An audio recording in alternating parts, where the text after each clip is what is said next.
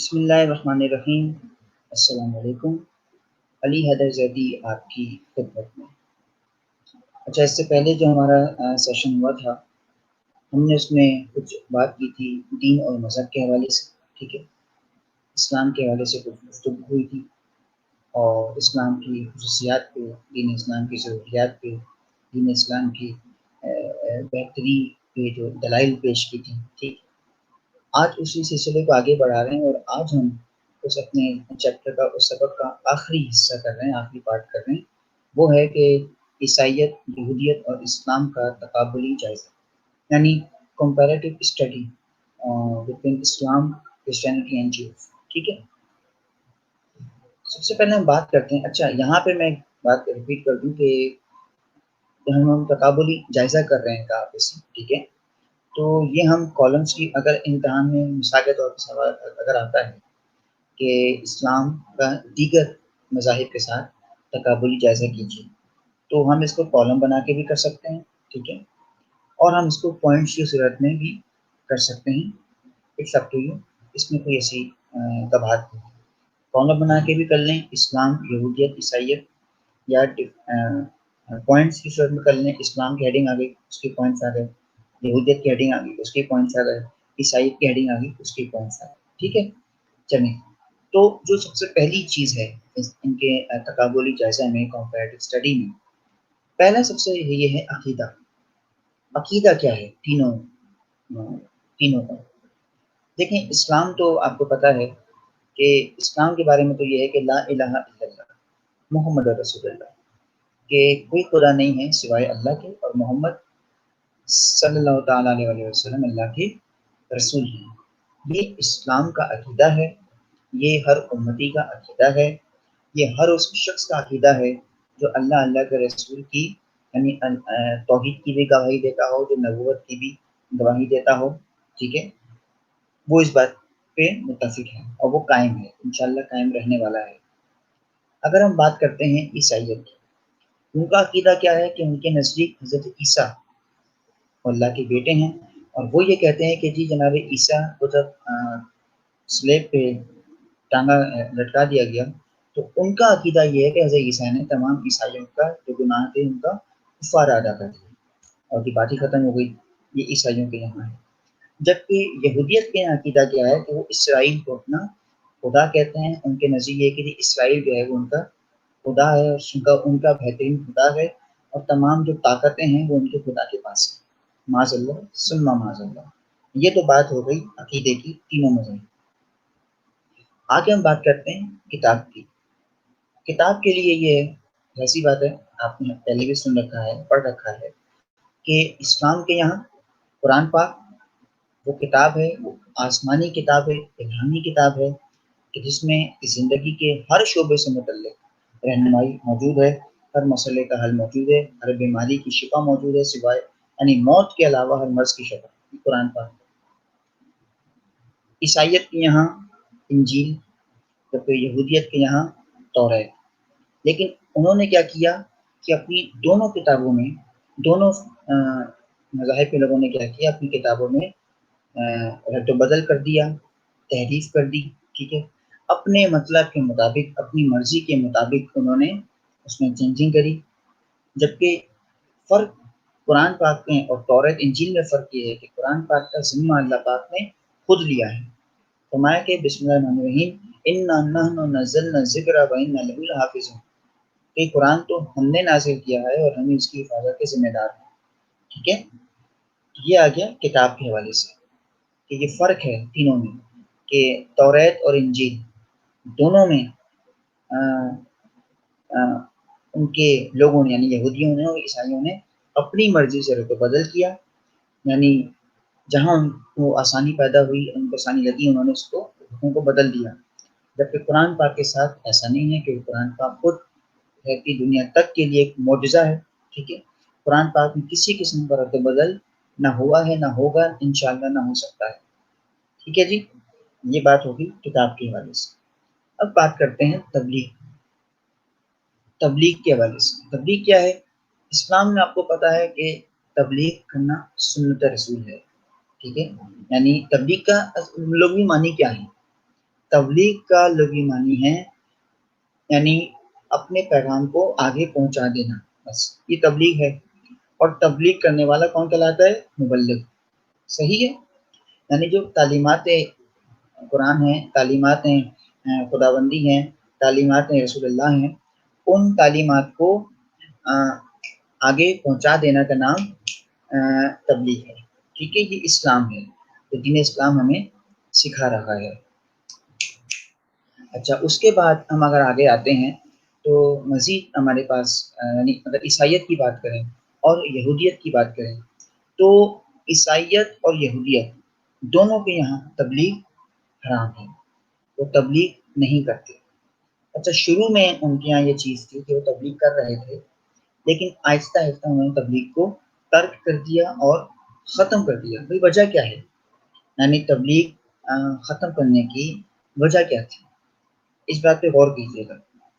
یہودیوں نے اور عیسائیوں نے دونوں نے آپسی یا تو جو علماء کی تحقیق ہے، جو مفسرین کی تحقیق ہے، جو انہوں نے غور و فکر کیا ہے، تدبر کیا ہے، وہ اس نتیجے پہ پہنچے کہ ان دونوں نے سر جوڑ کے یعنی ان دونوں کا آپسی معاملہ یہ طے پایا کہ دیکھو بھائی دینی معاملات تو چلتے رہیں گے، اس پہ تو کوئی شک نہیں ہے، تو لہٰذا بات آ جائے ذرا دنیاوی اعتبار سے، اور دنیاوی اعتبار سے کیا کیا جائے کہ جو دنیا ہے اس پہ اپنا قبضہ جماؤ، کیونکہ ان کے یہاں تو یہ ہے نا کہ سال جیسے یہودیوں کے یہاں ہے اور عیسائیوں کی دونوں کے یہاں یہی ہے کہ سال میں دفعہ جاتے ہیں گناہوں کو بخشا کے آ جاتے ہیں، تو ان کو تو یہ ٹینشن ہی نہیں ہے کسی طرح کی کہ ہمارے ایسا مرنے کے بعد کیا ہوگا کیا نہیں ہوگا، وہ تو خیر اس چیز سے پرے ہیں۔ تو انہوں نے کیا کیا کہ انہوں نے کہا دنیا پہ اپنا سکہ جمانا ہے، انسانوں پہ اپنا روپ جمانا ہے، تو کیا کیا جائے؟ معیشت کو قابو میں کرو اور جو انسانی زندگی کے شعبے ہیں انہیں قابو میں کرو۔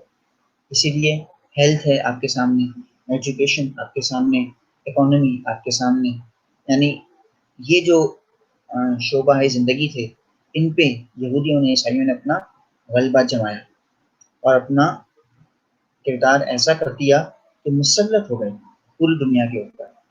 اسی لیے انہوں نے تبلیغ کو ترک کر دیا، تبلیغ کو اپنے یہاں چھوڑ ہی دیا کہ اس کو چھوڑو اور اس طرف بڑھو۔ اور یہ بھی ان کا ایک ذہن تھا کہ بھائی جس کو آنا ہوگا وہ ہمارے یہاں آئے گا، کیسے آئے گا؟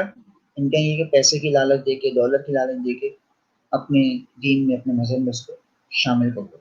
تو یہ تبلیغ کی بات تھی، ٹھیک ہے۔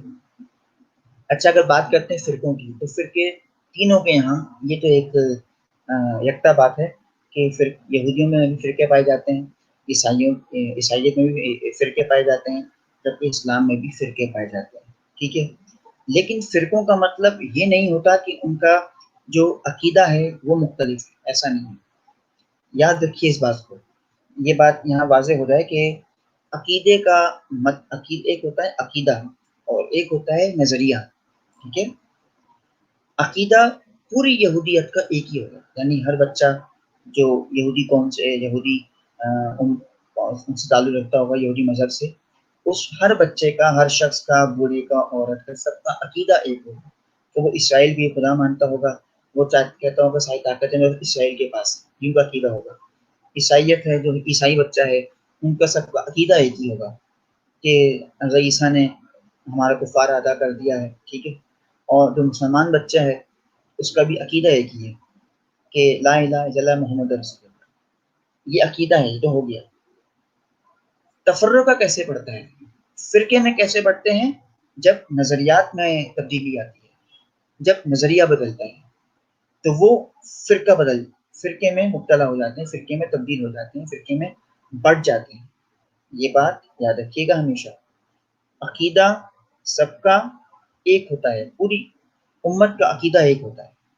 اس امت میں جو فرقہ پڑتا ہے، جو تفرقہ میں وہ لوگ بٹ جاتے ہیں، وہ نظریے کی بنیاد پہ پڑتے ہیں۔ اور نظریہ کیسے کہتے ہیں؟ نظریہ کہتے ہیں آئیڈیالوجی، یعنی اپنی سوچ، اپنا ذہن، اپنا خیال، اسے کہتے ہیں آئیڈیالوجی، نظریہ، ٹھیک ہے۔ تو یہ بات بھی واضح ہو جائے اور واضح رہے۔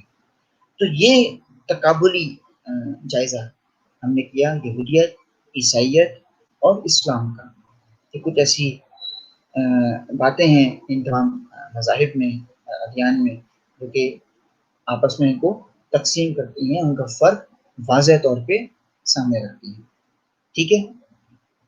اچھا، یہاں تک ہمارا یہ مکمل ہو گیا. مذہب کیا ہے پہلے سیشن میں پڑھا تھا، مذہب کی دین کی ضرورت کیا ہوتی ہے، مذہبی میں فرق کیا ہوتا ہے، مذہب دین کی تعریف کیا ہوتی ہے، اسلام بہترین دین کیوں ہے، اور آج تقابلی جائزہ. یہ ہمارا مکمل ہو گیا. ٹھیک ہے. اچھا، اور اس عنوان ٹاپک کے حوالے سے میں نے آپ کو ایگزامینیشن پوائنٹ آف ویو کے حوالے سے پہلے ہی بتا دیا کہ اگر تقابلی جائزہ آتا ہے امتحان میں تو آپ کالمس کی صورت میں بھی کر سکتے ہیں اور ہیڈنگ وائز پوائنٹ کی صورت میں بھی کر سکتے ہیں.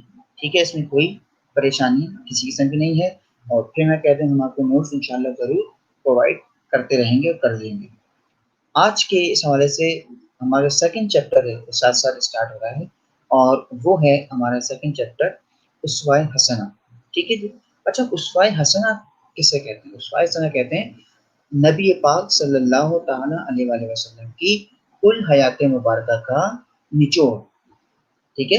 وہ اسوائے حسنہ کہلاتا ہے. اور اسوائے حسنہ میں ہمارے پاس ایک بات کی مکی زندگی ہے. ٹھیک ہے. یعنی یہاں مکی زندگی سے مراد یہ ہے کہ سرکار کی جو حیات مبارکہ ہے، آپ کی جو 63 سالہ 63 ایئرس آف آپ کی لائف ہے، 63 سالہ جو زندگی ہے، وہ دو اس میں مبنی ہے. ایک ہے مکی زندگی اور ایک ہے مدنی زندگی. آج کے سیشن میں ہم آپ کی مکی زندگی کے حوالے سے گفتگو کریں گے، اور مکی زندگی کے حوالے سے تھوڑا سا ہم حالات عرب پہ ڈالیں روشنی کہ نبی پاک کی آمد سے پہلے عرب کے حالات کیا تھے اور کس طرح کے تھے. ٹھیک ہے. اگر آپ کو یاد ہو تو جو ہمارا پہلا سیشن ہوا تھا، میں نے تھوڑا سا اس میں اشارہ دیا تھا عرب کے حالات کے بارے میں. یعنی ایسی جاہل قوم تھی، ایسے جاہل معاشرہ تھا، ایسے ان پڑھ لوگ تھے کہ ہر طرح کی برائی ان میں عام تھی. یعنی بڑے سے بڑا گناہ بھی کرنا ان کے لیے کوئی چھوٹی بات تھی. وہ کوئی اتنا زیادہ ان کے لیے کچھ وہ مسئلہ نہیں تھا. جوا، شراب اور رہزنی اور لوٹ مار، قتل و غارہ، زنا، یہ سب ان کے لیے چھوٹی بات تھی. وہ اس کو گناہ سمجھتے ہی نہیں تھے. اور سب سے جو اہم بات میں نے آپ کو بتائی، پہلے ہی بتائی تھی، میں تھوڑا سا اس کو ریویو پیش کر کے اپنے پوائنٹ پہ آ جاؤں گا واپس، کہ بیٹیوں کا زندہ دفن کر دینا، عورتوں کے حقوق کی پامالی کرنا، عورت کو ایک نچلی ذات سمجھنا، اس طرح کے ان کے نظریات تھے. اور اس چیز کو نبی پاک نے، یعنی یہ جہالت کی رسمیں تھیں. اگر آپ نے کبھی ظاہر سی بات ہے میٹرک میں انٹر میں آپ پڑھ کے آئے ہوں گے، خطبہ حجت الوداع، اس کا ایک جملہ ہے سرکار کا، فرماتے ہیں کہ میں نے آج جہالت کی تمام رسموں کو اپنے پیروں تلے روند دیا، ختم کر دیا. تو یہ وہی جاہلوں کی رسمیں تھیں جو اس وقت عام تھی سرکار کی آمد سے پہلے. تو آپ کے آنے سے کیا ہوا؟ آپ کی آمد سے کیا ہوا کہ وہ جو بیٹیوں کو زندہ دفن کر دیا کرتے تھے، بیٹیوں کا پیدا ان کے نزدیک نوزت تھا، وہ محض سمجھتے تھے بیٹیوں کو. عورت کا مقام ان کے نزدیک پیر کی جوتی بھی نہیں تھا. سرکار نے کیا مقام دیا آگے؟ یہ بات ہم اپنے پہلے سیشن میں آپ کو بتا چکے ہیں. ہم تھوڑا سا آپ کو اشارہ دے رہا تھا تاکہ اپنے عنوان سے جڑ جاؤں. ٹھیک ہے. اچھا، تو یعنی اس طرح کی برائیاں عام، اور ہر طرح سے معاشرہ برائیوں میں اور جہالت کے اندھیرے میں ڈوبا ہوا تھا. اور جب سرکار کی ولادت ہوئی، تو یہاں پہ تھوڑا سا ایک بات بتا دوں کہ تین تاریخیں ہیں جو کہ کچھ اختلاف ہے تھوڑا سا. ایک ہے 9 ربیع الاول، ایک ہے 12 ربیع الاول، ایک ہے 17 ربیع الاول. لیکن کہتے ہیں بھائی 571 عیسوی کی 571 AD. ٹھیک ہے. پیر کا دن تھا، بروز پیر. ٹھیک ہے. منڈے تھا، اور سرکار کی ولادت ہوئی تھی. اور ربیع الاول کا مہینہ تھا، اسلامی مہینہ ربیع الاول. بھائی یہاں تاریخوں میں تھوڑا سا اختلاف ہے، اس سے کوئی ایسی بات نہیں ہے، اختلاف تو ہوتا ہی ہے. لیکن آپ اس کو اپنے ذہن میں رکھیے کہ کہیں آپ سے اگر امتحانی اعتبار سے سوال آتا ہے تو آپ نے 12 ربیع الاول ہی وہاں پہ لکھنا ہے اور بتانا ہے. ٹھیک ہے. تو 12 ربیع الاول آپ کی ولادت ہوئی سرکار کی، اور پیر کا دن تھا، اور 571 571 AD. ٹھیک ہے. اور بنو ہاشم کے گھرانے میں آپ کی ولادت ہے، باشہادت ہے. تو اب کیونکہ اب آپ کی مکی زندگی ہے، مکی زندگی میں جب سب سے پہلا پوائنٹ تھا وہ تھا عرب کی حالت جو ہم نے آپ کو پہلے بتائی، اس کے بعد سرکار کی ولادت، ٹھیک ہے، اور پھر ولادت کی تاریخ، اس کے بعد آتا ہے آپ کے والدین. آپ کے والدین میں بی بی آمنہ سلام اللہ علیہ آپ کی والدہ، جناب عبداللہ آپ کے والد، ٹھیک ہے. اچھا آپ کے دادا جناب عبد المطلب، ٹھیک ہے.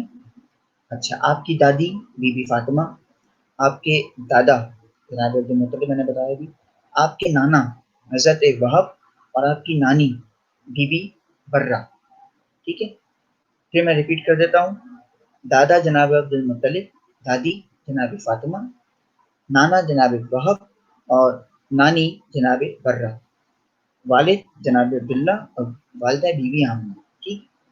اچھا سرکار کی ولادت سے کچھ ماہ قبل آپ کے والد گرامی کا انتقال ہو جاتا ہے، ٹھیک ہے. اور سرکار کی اس طرح سے کفالت کہتے ہیں پالنے کو. آپ کو جو پالا ہے، آپ کی پرورش کی ہے، وہ آپ کے دادا جناب عبد المطلب نے کی، ٹھیک ہے. اور جناب عبد المطلب سے پہلے ظاہر بات ہے آپ کی والدہ بی بی آمنہ نے کی، لیکن آپ 6 سال کے تھے، آپ کی بیوی، آپ کی والدہ بی بی آمنہ کا بھی انتقال ہو گیا، سال ہو گیا. تو آپ کے بعد آپ کے دادا جناب عبد المطلب نے آپ کی ذمہ داری اٹھائی، اور آپ کے دادا کے انتقال کے بعد آپ کے چچا جناب ابو طالب علیہ السلام نے سرکار کی کفالت کا ذمہ اٹھایا. اور یعنی جناب ابو طالب نے اپنی آخری سانس تک اپنے بھتیجے نبی پاک صلی اللہ تعالیٰ علیہ وسلم کے ساتھ اپنی وفا نبھائی ہے، اپنے رشتے کو بخوبی نبھایا ہے، اور اس طرح سے نبھایا ہے کہ یہاں کا یعنی اپنے بیٹوں کو قربان کر دینا چاہتے تھے سرکار کی زندگی کی خاطر، آپ کو بچانے کی خاطر، ٹھیک ہے. اور کئی تکالیف اٹھائیں سرکار کی خاطر، یعنی شیب ابی طالب میں محصور رہے 3 سال، کفار نے، مشرکین نے، منافقین نے آپ کا بائیک آؤٹ کر دیا تھا. خیر وہ باتیں بھی انشاءاللہ آگے ہوں گی. پھر ہم بات کرتے ہیں کفالت کے بعد ایک ہمارا جو مکی زندگی میں آ رہا ہے، یہ ہے ایک ہیڈنگ ہے، ایک ٹاپک ہے، عنوان ہے، وہ ہے شام کا پہلا سفر. نبی پاک نے جو شام کا پہلا سفر کیا، آپ کی عمر مبارک اس وقت 4 سال تھی، ٹھیک ہے.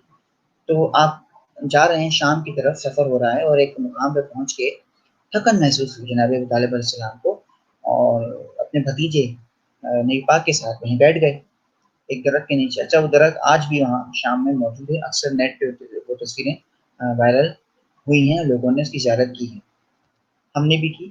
تو بیٹھ کے دیکھا ایک شخص آ رہا ہے دور سے، اور وہ جو آنے والا تھا اس نے دیکھا راہب تھا اس نے جو آنے والا تھا. اچھا راہب کہتے ہیں عیسائیوں کا جو روحانی پیشوا ہوتا ہے، ٹھیک ہے، جیسے ہمارے یہاں ہوتے ہیں نا مولوی، ہندو میں پنڈت ہوتے ہیں، تو ویسے ہی عیسائیوں کا جو روحانی پیشوا ہوتا ہے، جو بہت ہی سب سے بڑا، جیسے آج کل پاپ ہے تو اس کو اردو میں راہب کہیں گے. وہ آیا تو اس نے دیکھا کہ جناب ابو طالب بیٹھے ہیں، ساتھ میں بچہ ہے. تو اس نے سرکار کو دیکھتے ہی کہا جناب ابو طالب سے کہ بچہ کو یہاں سے لے جاؤ. تو آپ نے فرمایا کیوں، کیا ہوا، تو دشمن ہے ہمارے پیچھے. تو کہا کہ تمہیں نہیں معلوم، اس کی جان کو خطرہ ہے، اس کو لے جاؤ یہاں سے. اور میں اس کے ماتھے پہ مہر نبوت دیکھ رہا ہوں، میں دیکھ رہا ہوں کہ ہماری کتابوں میں جس کی بشارت دی گئی ہے، خوشخبری دی گئی ہے، جس کی اطلاع دی گئی ہے، وہ بچہ یہی ہے، تم اس کو لے جاؤ یہاں سے. تو یہ شام کا پہلا سفر تھا کہ جس میں اس راہب نے سرکار کو پہچانا، ٹھیک ہے. اس کے بعد سرکار کی مکی زندگی کے حالات میں آپ کی نوجوانی کے عالم ہے کہ کس طرح سے آپ نے زندگی گزاری ہے. اور آپ کو اگر یاد ہو ہمارا جو پہلا سیشن تھا، میں نے اس میں ایک عورت کا ذکر کیا تھا، وہ جو کچرا پھینکا کرتی تھی. میں نے ایک اور عورت کا ذکر کیا تھا، وہ جو کچرا اٹھا کے لے جا رہی تھی.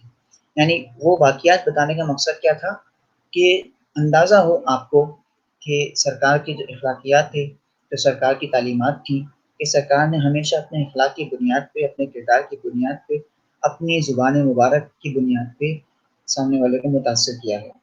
آپ نے کبھی کسی جنگ میں ہتھیار نہیں اٹھایا، اپنی تلوار نہیں اٹھائی، آپ نے اپنے آپ کو منوایا ہے لوگوں کے سامنے، خود اپنا کردار پیش کیا ہے کہ لوگ آپ کے ساتھ آپ کو اپنی امانتیں بھی دے رہے ہیں، اور لوگ بلا جھجک آپ کے پاس اپنی چیزیں رکھا کے چلے جاتے تھے، بلکہ آپ سے فیصلے کروائے جاتے تھے. آپ کی عدل و انصاف کو ان کو بڑا اعتبار تھا، وہ یقین تھا، وہ بڑا بھرم تھا. تو یہ سرکار کی جو نوجوانی کا عالم تھا. اور اسی عالم میں جو سرکار کا نکاح ہوا ہے بی بی خدیجہ سے، یہ ہماری چوتھی بات ہے اس چیپٹر میں، کہ سرکار کا نکاح بی بی خدیجہ سے. آپ کی عمر مبارک ابھی 24 یا 25 سال ہے، اور آپ تجارت کیا کرتے تھے، ٹریڈ کیا کرتے تھے۔ بی بی خدیجہ کا جو غلام تھا، ایک اس کا غلام کا نام تھا میسرہ۔ میسرہ جو ہے وہ آپ کے ساتھ ہوتا تھا۔ تو ایک دن بی بی خدیجہ نے پوچھا اپنے غلام سے کہ یہ جو نوجوان ہے کون ہے یہ؟ کہا کہ کیوں، کیا ہوا، کوئی مسئلہ ہو گیا؟ بیچارے غلام ڈر گیا، گھبرا گیا، کہ پریشان ہو گیا کہ کبھی ایسا کوئی مسئلہ نہیں ہوا، آج کیوں پوچھا ہے؟ تو فرمایا کہ جب سے یہ ہمارے اس پہ شامل ہوا ہے نوجوان، ہمیں فائدہ بھی ہو رہا ہے، اور سب سے بڑی بات یہ ہے کہ کبھی بھی اس نے اپنا فائدہ نہیں سوچا، یعنی یہاں پہ میں جملہ کروں پروفٹ، کبھی اپنا پروفٹ نہیں سوچا۔ اور کون ہے یہ، کبھی اپنا منافع نہیں لیا اس نے، یعنی عام طور پہ کمیشن کہا جاتا ہے مثال کے طور پہ، کیونکہ وہ کاروباری سلسلہ تھا، تجارت تھی۔ تو بتایا کہ جی یہ محمد نام ہے اس شخص کا، اور یہ ابو طالب کے ساتھ رہتا ہے، وہ اس کے چچا ہیں۔ کہا کہ اچھا، جاؤ ذرا پتہ کرو ان کے بارے میں۔ خیر میں سر ان کے بارے میں سب پتہ کر کے آیا، سر کے بارے میں، بنو ہاشم کے بارے میں پوری طرح لے کے آیا ساری معاملات۔ تو بی بی خدیجہ نے میسرہ سے کہا کہ تم جاؤ اور جا کے ہمارا پیغام دو، نکاح کا پیغام دو۔ تو تاریخ میں لکھا ہے کہ میسرہ نے کہا کہ میں کیسے جا سکتا ہوں پیغام دے کے، ظاہر وہ تو غلام تھے ان کے، اور یہ کام تو گھر کے بڑے کا ہوتا ہے۔ کہا کہ میں کیسے جا سکتا ہوں؟ کہا کہ نہیں، تمہیں ہمارا یہ کام کرنا ہوگا، تم جاؤ اور یہ پیغام دو۔ تو اب یہاں پہ مجھے ایک مثال یاد آ رہی ہے، ہمارے استاد کہا کرتے تھے، فرمان لگے کہ جیسے آپ نے دیکھا ہوگا آج کل جیسے یہ ڈلیوری بوائز وغیرہ ہوتے ہیں، اور جو ان کے ایریاز ان کو ڈسٹریبیوٹ ہو جاتے ہیں، ٹھیک ہے، اور اس میں ہے کہ جو جتنا جیسے آہستہ آہستہ کمپنی کو جیسے فائدہ جو جتنا زیادہ پہنچاتا ہے، تو اس کے ایریا کوئی ایریا مینیجر بن جاتا ہے، اس کے ایریاز بڑھتے رہتے ہیں، ٹھیک ہے۔ اس طرح سے یہاں بھی علاقے تقسیم تھے ایریا وائز غلاموں میں۔ تو میسرہ نے کہا کہ میں آپ کو پیغام تو دے دوں گا، لیکن پھر میرا انعام کیا ہوگا؟ جملہ سنیے۔ تو اہل علم نے جملہ لکھا کہ میسرہ نے کہا کہ میرا انعام کیا ہوگا؟ تو بی بی خدیجہ فرماتی ہیں کہ انعام کی بات کرتا ہے، انعام میں سارا مدینہ تیرا، شاہ مدینہ میرا۔ یہ تو ایک اصطلاحی جملہ تھا، لیکن اہل علم نے ایسے لکھا کہ فرمایا کہ سارا مدینہ تیرا انعام ہے اور شاہ مدینہ میرا۔ تو تاریخ میں ہے کہ آپ نے پیغام دیا، حالانکہ یہاں پہ بہت بڑا ایک پیغام سرکار نے خود دیا ہے، اسلام نے رہتی دنیا کو، کہ شادی کا پیغام صرف لڑکا نہیں دے سکتا، شادی کا پیغام جو ہے وہ لڑکی کے گھر والوں کی طرف سے بھی آ سکتا ہے۔ لیکن ہمارے یہاں المیہ یہ ہے کہ اگر ایسا کوئی بات ہو جائے تو ہم اس کو بہت پتہ نہیں کیا سمجھ بیٹھتے ہیں کہ پتہ نہیں ایسی بھی کیا بات ہے کہ خود ہی سے رشتہ دے دیا، جبکہ اسلام کیا درج دے رہا ہے کہ لڑکی کے یہاں سے بھی رشتہ آ سکتا ہے، ٹھیک ہے۔ اور آپ کا جو نکاح ہے وہ جناب ابو طالب نے پڑھایا، ٹھیک ہے، جناب خدیجہ کا اور رسول پاک کا نکاح آپ کے چچا جناب ابو طالب نے پڑھایا، ٹھیک ہے۔ اس وقت تاریخ میں لکھا ہے کتابوں میں کہ سرکار کی عمر مبارک 25 سال تھی، اور جناب خدیجہ کی عمر مبارک تقریباً 40 سال تھی۔ صحیح، یہ ہو گیا آپ کے نکاح سے متعلق یہاں پہ بات ہو گئی۔ اچھا، اس کے علاوہ آپ کی مکی زندگی میں یہاں پہ ایک بات ہے، اعلان کچھ یعنی کفار کی سختیاں اور کفار کی جانب سے پیش آنے والی مشکلات، جو کہ سرکار کو، سرکار کے اہل بیت کو، سرکار کے اصحاب کو اس کا سامنا کرنا پڑا، ٹھیک ہے۔ تو اس میں یعنی کفار نے ایسی ایسی اذیتیں دی ہیں سرکار کو کہ طائف کے بچے وہ سرکار پہ سنگریزے برساتے تھے، پتھر برساتے تھے، اور اس قدر پتھر برساتے تھے، مارتے تھے کہ آپ کے جو نالین مبارک تھے، آپ کے جوتے، وہ بھی لہو لہان ہو جاتے۔ لیکن سرکار نے کبھی بھی پلٹ کے بددعا نہیں کری، سرکار نے ہمیشہ اللہ سے دعا کی کہ پروردگار تو ان کو ہدایت دے، پروردگار تو ان کے حق میں بہتری کا۔ کبھی بھی سرکار نے بددعا نہیں کی، بددعا کے لیے ہاتھ کبھی نہیں اٹھائے، کیوں؟ کیونکہ یہ بددعا تو دیتے ہی نہیں تھے، یہ تو درد اور دکھ کے بدلے بھی دعا دینے والے ہیں، کیونکہ یہاں بدلے کا تو رواج تھا ہی نہیں۔ یہاں مجھے ایک بات یاد آ رہی ہے، امام زین العابدین کی خدمت میں ایک شخص آیا اور اس نے کہا کہ میں پردیسی ہوں، میں مہمان ہوں، اور کیا میں یہاں پناہ لے سکتا ہوں؟ اچھا وہ شخص فرار ہو کے آیا تھا لوگوں سے، یعنی جو اس کے پیچھے کچھ لوگ لگے ہوئے تھے ان سے بچ کے آیا تھا، تو آپ نے اس کو کہا کہ ٹھیک ہے رک جاؤ، اس کو کھانا وانا کھلایا، اپنی پھوپھی زینب سے کہا کہ اس کو کھانا کھلائیے، کھانا بنوایا اس کے لیے، یعنی اس کی پوری تیمارداری کی، تیمارداری سے مراد یہ کہ اس کی فل توازے کی سب کچھ۔ صبح جب وہ جانے لگا تو جاتے جاتے اس نے کہا امام زین العابدین سے کہ شاید آپ نے مجھے پہچانا نہیں، تو امام کا جملہ سنی امام نے فرمایا کہ میں تجھے کیسے بھول سکتا ہوں، تو تو میرے بھائی علی اکبر کا قاتل ہے، تجھے میں کیسے بھول سکتا ہوں؟ تو اس نے کہا کہ پھر آپ نے مجھے مال کیوں نہیں دیا، آپ نے بدلہ کیوں نہیں دیا، آپ کے پاس تو اتنا اچھا موقع تھا۔ تو آپ نے فرمایا کہ یہی تو فرق ہے تجھ میں اور ہم میں، کہا کہ وہاں کربلا میں ہم تیرے مہمان تھے، تو میزبان تھا، وہ تمہاری مہمان نوازی تھی، آج تو ہمارا مہمان ہے، ہم تیرے مہمان نواز ہیں، ہم تیرے میزبان ہیں، یہ ہماری مہمان نوازی ہے۔ کہا کہ تو نے اپنا خاندان بتایا تھا، ہم نے اپنا خاندان بتایا، تو بدلہ تو اس خاندان میں تھا ہی نہیں، بدوا دینا کا رواج اس خاندان میں قطعی نہیں تھا، ٹھیک ہے۔ اور طرح طرح کی تکالیف کفار آپ کو دیتے رہے، یعنی معاذ اللہ ثم معاذ اللہ گالیاں دیتے تھے سرکار کو، اور معاذ اللہ آپ کو کوستے تھے، آپ کو تانے دیتے تھے، اور کیا کچھ نہیں آپ کو کہا گیا، آپ کو جادوگر کہتا تھا، کوئی آپ کو ساحر کہتا تھا، کوئی آپ کو کاہن کہتا تھا، اس طرح کی باتیں ہوتی تھیں، لیکن سرکار نے ہمیشہ بڑے پن کا مظاہرہ کیا، ہمیشہ بڑا دل رکھا، ہمیشہ لوگوں کو ہدایت کی دعا دی، ہمیشہ لوگوں کے حق میں دعا دی، اگر بدلہ لینا ہوتا تو اس پر اگر بدلہ لے لیتے، اگر اسی وقت ہتھیار اٹھا لیتے، اگر اسی وقت جنگ چھڑ جاتی، اگر اسی وقت کی لڑائی جھگڑے کو فوقیت دی جاتی، تو دین اسلام کی تبلیغ، دین اسلام کی اشاعت ممکن ہی نہیں تھی، یہ ناممکن سی بات ہو جاتی کہ ہو ہی نہیں سکتا تھا کہ اسلام کا پھل پھولتا، ٹھیک ہے۔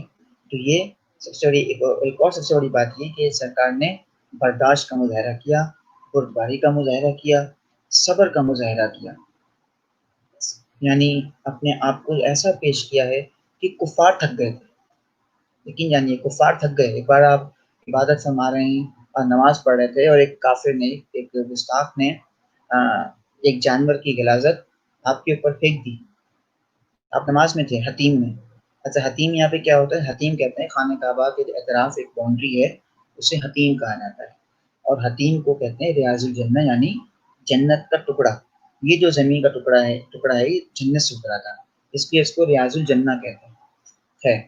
تو آپ نماز پڑھ رہے ہیں، آپ پہ غلاظت پھینک دی، تو وہاں پہ پھر بیوی فاطمہ نے آگے بڑھ کے اس غلاظت کو ہٹایا اپنے بابا کے اوپر سے، تو اس طرح کی تکلیفیں اور اذیتیں آپ کو دیتے، لیکن ہمیشہ سرکار نے بڑے پن کا مظاہرہ کیا، کبھی بھی بدلہ نہیں لیا۔ اور یہاں پہ مجھے بات یاد آ رہی ہے حضرت علی کے حوالے سے، یعنی غصے کے حوالے سے، جیسے میں نے بات کی نا کہ بدلہ لینے کی بات ہو رہی ہے کہ جنگ خندق میں کیا ہوا کہ عمر بن عبدبت اس نے صدا بلند کی کہ اے محمد، میں آج تلوار کی نوک پہ تمہارے ساتھیوں کے لیے جنت لے کے آیا ہوں، ہیں ان میں سے کوئی تو کہو آگے آئے اور جنت پا لے، یعنی گستاخانہ انداز میں کہا۔ تو سرکار نے کہا کہ تم میں سے کون ہے جو اس کی زبان بند کروائے گا؟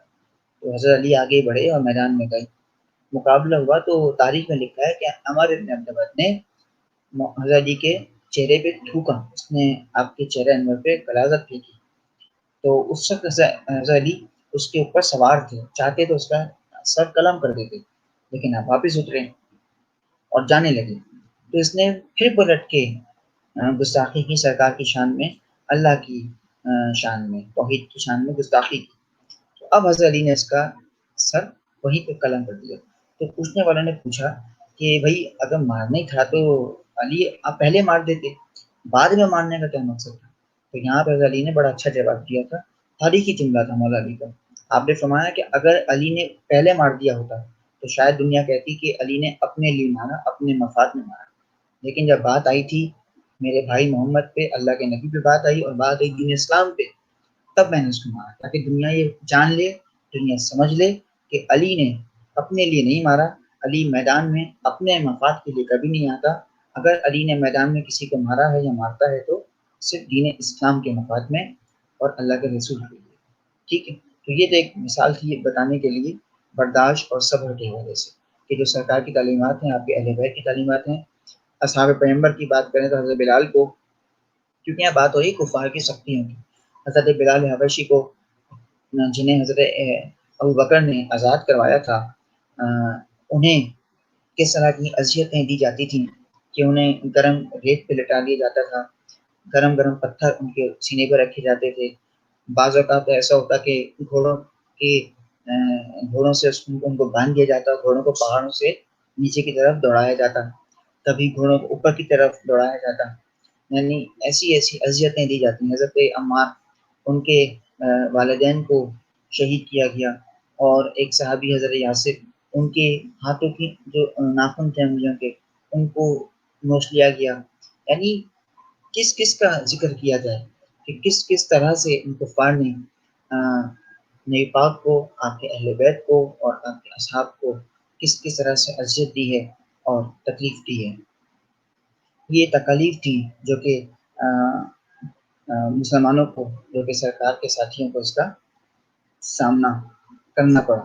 اچھا، اس کے بعد ایک بڑی اہم بات یہاں پہ ہے کہ جو یہ مکے کے حالات چل رہے تھے، اسی کے دوران جو سرکار نے جس طرح سے اعلان رسالت کیا ہے، یہ بہت بڑا چیلنج تھا۔ ظاہر سی بات ہے کہ آپ ایک ایسے لوگوں کے بیچ میں رہ رہے ہیں کہ جو آپ کو اچھا مانتے ہیں۔ مثال پیش کروں کہ اگر میں ایک 20 لوگوں میں بیٹھ کے اپنی ان لوگوں کے درمیان بیٹھ کے بات کر رہا ہوں جو مجھے اچھا نہیں سمجھتے، جو مجھے اچھا نہیں جانتے، جو مجھے سننا ہی نہیں پسند کرتے، جو میرا بولنا پسند ہی نہیں کرتے، میں ان کے درمیان بیٹھ کے اپنی بات کو مکمل کروں گا تو یہ تو میرے لیے جہاد اکبر ہے، یہ تو بہت بڑا چیلنج ہے۔ اور یہی سرکار کے ساتھ معاملات تھے کہ وہ کافر جو آپ کو پتھر مار رہے ہیں، وہ کافر جو یعنی بس ایسے ایسے موقع تلاشتے تھے کہ کس طرح سے ہم ان کو معاذ اللہ نیچا دکھائیں، ہم کس طرح سے معاذ اللہ ان کو جھوٹا ثابت کر دیں۔ کہ ایک مرتبہ ابو لہب آیا اور اس نے آ کے سرکار سے کہا کہ ہاتھ باندھ کے آیا اور ساتھ میں بچے بھی تھے، کہتا ہے کہ اچھا یہ واقعہ کچھ اس طرح سے ہے، میں تھوڑا سا اس کو بریف کر دوں کہ عرب کو بڑا شوق تھا ان کو شاعری کرنے کا، تو سورہ کوثر نازل ہوئی۔ اچھا سورہ کوثر کیا ہے؟ بسم اللہ الرحمن الرحیم، انا آتینا کل کوثر فصل لربک وانحر ان شانئک هو الابتر، ٹھیک ہے۔ اچھا شاعری کے ایک اصول یہ ہوتا ہے کہ اس میں جو ردیف قافیہ ہے وہ ہم وزن ہوں، ٹھیک ہے، ہم پلہ ہوں، برابر ہوں۔ اب ردیف قافیہ جو ہے وہ ایک بحث الگ چلی جائے گی، تو یہ 3 اس میں تھا۔ اور جو یہ بھی سننا ہے کہ شاعری کے ایک اصول یہ ہے کہ جو 3 اشعار پر مشتمل بند ہو سے مثلث کہتے ہیں۔ ہے نازل ہوا کہ انا آتینا کل کوثر فصل لربک وانحر ان شانئک هو الابتر، اور حکم یہ آیا کہ جی اس کو نا خانہ کعبہ کے جو دروازہ ہے اس کے اوپر تختے پہ لگا دو۔ اصول یہ تھا کہ جو فاتح ہوتا تھا تو اس کی شاعری جو ہے انعام کے طور پہ لگائی جاتی تھی، اور یہ تھا کہ اس کے مقابلے میں جو آئے گا اس کی تختیاں لگائی جائے گی۔ تو اب جو ہے یہ ابو لہب کے بچے آ گئے عرب کے، کہا کہ تم تو بڑی بڑی باتیں کرتے تھے، دیکھو محمد نے کیا کمال کر دیا، بھائی کیا ہوا؟ کہا کہ وہ تو کیا زبردست شاعری ہے، تم بھی کہو کچھ اس کے جواب میں۔ اب وہ آیا سرکار کے پاس اور کہتا ہے کہ یعنی بچوں کو لے کے آ گیا، اور بھی اس کے جو ہاری موالی اس کے ساتھ تھے۔ کہا کہ محمد آج آپ میری ایک بات کا جواب دیں، میں آپ پہ ایمان لے آؤں گا، آپ کی بات مان لوں گا۔ سرکار مسکرائے اور مسکرا کے کہتے ہیں کہ تم آج کیا بات لے کے آئے؟ کیونکہ اس کا تو طریقہ تھا کہ روزانہ کوئی نہ کوئی نئی باتیں لے کے آتا تھا، اور ٹھیک تو تھا ویسے ہی، ہاتھ پیچھے باندھے ہوئے، کہا کہ اچھا یہ بتاؤ کہ میرے ہاتھ میں کیا ہے؟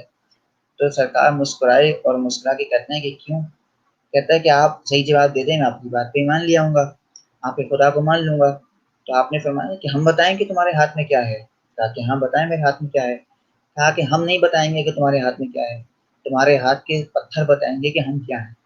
یعنی سنگریزے جو ہے ہاتھ میں چھپا کے لے کے آیا تھا، وہ جب کھولے اس نے ہتھیلی کھولی، تاریخ میں لکھا ہے کہ ہوا میں معلق وہ پتھر جس کی ہتھیلی پہ چلے، یہ بھی ایک وہ ہے مصلحت کہ اس کی ناپاک ہتھیلی سے ایسے بلند ہوئے وہ پتھر، وہ سنگریزے چھوڑے اور سرکار کو دیکھ کے سرکار کی زیارت کی اور پھر کلمہ پڑھا پتھروں نے کہ اشہد ان لا الہ الا اللہ و اشہد ان محمد رسول اللہ، یعنی پتھروں کو بھی آپ نے کلمہ پڑھا دیا۔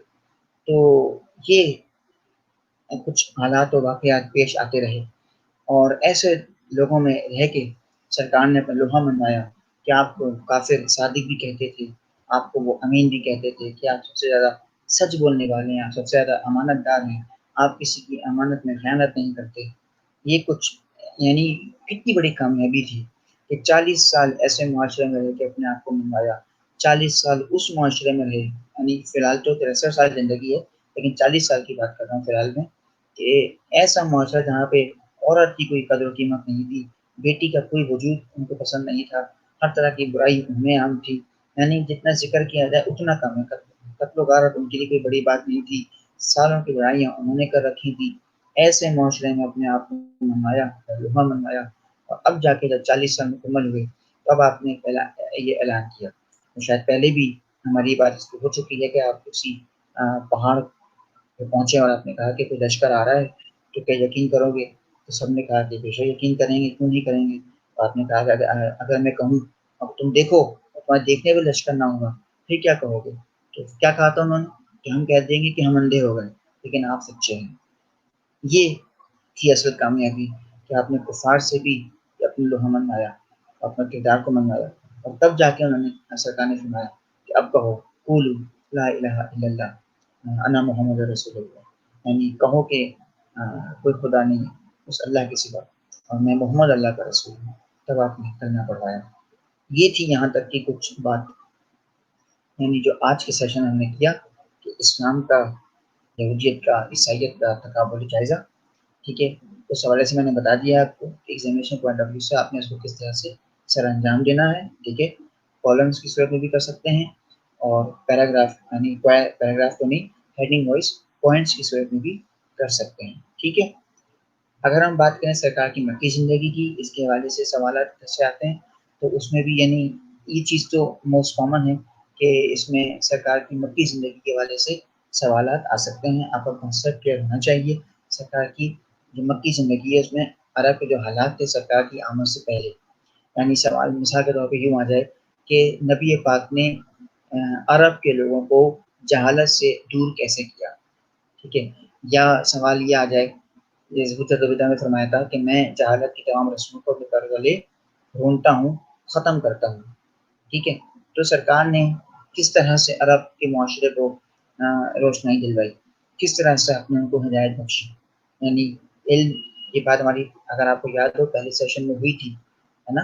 پہلا سیشن ہمارا ہوا تھا، ہم نے اسلام کی بھی اسی پہ بات کی تھی کہ علم کے ذریعے جو ہے عرب کے معاشرے کو آپ نے سدھارا ہے، پہلے تو ان کو علم کی جو شمع ہے وہ روشن کی ہے ان کے سامنے، ان کو تاکہ علم کے ساتھ میں اپنا جملہ یہاں پہ دہرا رہا ہوں، اچھا مجھے بڑی کوفت ہوتی ہے، بڑی معذرت، میں بڑے میں کوفت محسوس کرتا ہوں کہ میں اپنی بات کو بار بار ریپیٹ کروں، لیکن یہاں خیر ضرورت ہے مجھے، اس لیے میں بتا رہا ہوں کہ علم کے ذریعے سرکار نے اس معاشرے میں سدھار پیدا کیا اور انہیں آگہی عطا ہوئی، انہیں زندگی جینے کا ڈھنگ بتایا، کیونکہ وہ حیوانوں جیسی زندگی جی رہے تھے، ان کو تو پتہ ہی نہیں تھا کہ زندگی کہتے کسے ہیں، اور سرکار نے عرب جیسے جاہل معاشرے کو اصل معنی میں بتایا کہ اصل بندگی کا نام ہی زندگی ہے، اور بندگی کب آتی ہے؟ جب انسان اللہ کو پہچانتا ہے، یعنی سرکار نے اللہ کی پہچان کروائی اصل میں اس معاشرے کو، اپنے خدا کو پہچانوایا اس معاشرے کو اور منوا لیا ان سے کہ لا الہ الا اللہ، کہ کوئی خدا نہیں ہے سوائے اس اللہ کی، محمد رسول اللہ، اور میں محمد اس اللہ کا رسول ہوں، اس اللہ کی طرف سے بھیجا گیا ہوں تمہاری ہدایت کے لیے، تاکہ تم زندگی میں اپنی اس دنیا میں اور آخرت میں کامیابی پالو، فتح پالو، کامرانی پالو، نصرت پالو، ٹھیک ہے؟ تو یہ ساری باتیں یہاں پہ ہماری ہوئی، ٹھیک ہے؟ اور شارٹ آنسرس کے حوالے سے ہو سکتا ہے کہ مکی زندگی کے حوالے سے آ جائے، سرکار کی ولادت کے حوالے سے، سرکار کی کفالت ہے، ٹھیک ہے، جو بھی آپ نے کو بتائی، شام کا پہلا سفر ہے کہ جی شام کے پہلے سفر کے دوران جو مختصر واقعہ پیش آیا، راہب نے آپ کو پہچانا، اس حوالے سے سوال آ سکتا ہے، لیکن عموماً اس طرح سے یہ سوالات شارٹ میں نہیں آتے، ٹھیک ہے؟ لیکن اگر آ بھی گئے، چلو اگر آ بھی گئے تو میرا نہیں خیال کوئی مسئلہ کوئی پریشانی آپ کو لاحق ہو سکتی ہے، ٹھیک ہے؟ آج کے لیے اس کو یہاں پہ روکتے ہیں اور انشاءاللہ نیکسٹ سیشن میں آپ سے ملاقات ہوگی۔ اپنا بہت خیال رکھیے گا، اپنے لیے نہ صحیح اپنوں کے لیے گھر میں رہیے۔ جزاک اللہ، اللہ حافظ۔